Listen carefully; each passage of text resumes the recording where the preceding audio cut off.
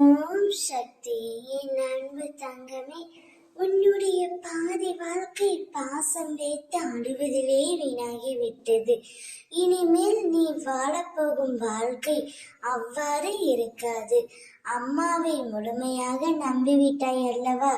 நீ விரும்பிய எந்த உறவாக இருந்தாலும் உன் அருகில் நான் வர செய்வேன்.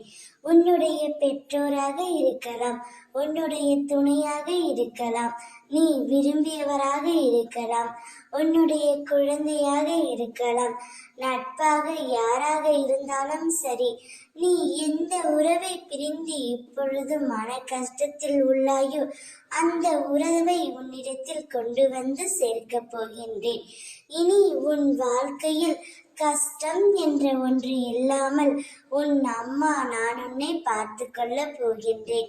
நீ விரும்பியவர்களையும் நீ வேண்டியதையும் நீ என்னிடம் கேட்டதையும் அம்மா நான் உனக்கு பரிசாக தரப்போகின்றேன். உன்னை சுற்றியுள்ள அனைவரையும் உன் வசம் படுத்த போகின்றேன். உன் கவலைகள் அனைத்தையும் இப்பொழுது என் காலடியில் வைத்துவிடு. நான் பார்த்து கொள்கின்றேன். நான் பார்த்து உனக்கு ஏற்ற தீர்வை கொடுக்கின்றேன்.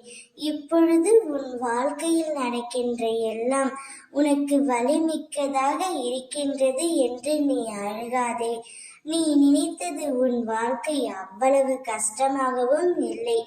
அவ்வாறு இருக்கவும் அம்மா நான் விடமாட்டேன். உன்னை சுற்றி உண்மையான உறவுகள் இருக்கின்றார்கள்.